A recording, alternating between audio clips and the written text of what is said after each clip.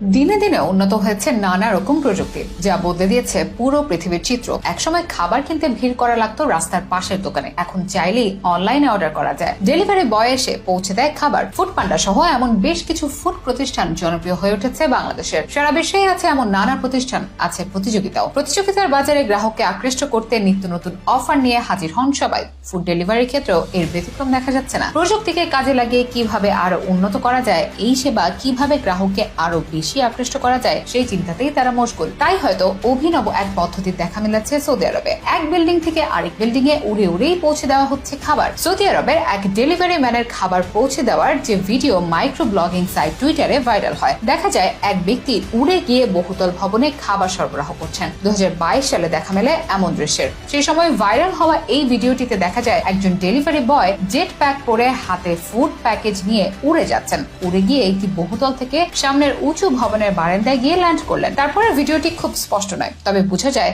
বারান্দায় একজন নারী অপেক্ষা করছেন। সম্ভবত সেই নারীকেই ফুড প্যাকেজ ডেলিভারি করতে গিয়েছেন ডেলিভারি বয়, যাকে ডাকা হচ্ছে ফ্লাইং ডেলিভারি বয় নামে। ভিডিওটি ছাড়া হয়েছিল ডেইলি লাউড নামে একটি টুইটার পেজ থেকে। ক্যাপশনে লেখা ছিল সৌদি আরবের প্রথম ফ্লাইং ডেলিভারি ম্যান। যদিও এটি নিয়ে নানা রকম মন্তব্য ছিল নেটিজেনদের, তবে প্রযুক্তির এই যুগে এমন কিছু যে অসম্ভব নয় সেটা অনেকেই ধারণা করতে পারেন। পিঠে জেট প্যাক নিয়ে মানুষের উড়ে বেড়ানোর দিন বোধহয় আর বেশি দূর নেই। বিশ্বজুড়ে ড্রোন ডেলিভারির পদ্ধতি চালু আছে আগে থেকে। অনেক দেশে ড্রোনের সাহায্যে আকাশ পথেই পৌঁছে দেওয়া হয় খাবার, ওষুধ সহ নানা রকম জিনিস বা পণ্য। অ্যামাজনের মতো সংস্থাও দ্রুত ডেলিভারি করতে ড্রোনের সাহায্য নেয়। এমনকি ভারতেরও কিছু অঞ্চলে চালু আছে ড্রোন ডেলিভারি পদ্ধতি, তবে এটি কিছুটা ব্যয়বহুল হওয়ায় ও ড্রোন নামানোর জায়গা পাওয়া কঠিন হওয়ায় এখনো সবখানে ফলপ্রসূ হয়ে ওঠেনি এই নিয়ম। তবে সৌদি আরবের আবির্ভূত ডেলিভারি বয়ের উড়ে উড়ে খাবার পৌঁছে দেওয়ার ঘটনা সাড়া ফেলেছে দুনিয়া জুড়ে। বাংলাদেশের ঢাকার মতো যানজটযুক্ত শহরে এটি হতে পারে অভিনব এক কৌশল। শুধু খাবারই নয়, ওষুধ কিংবা আরো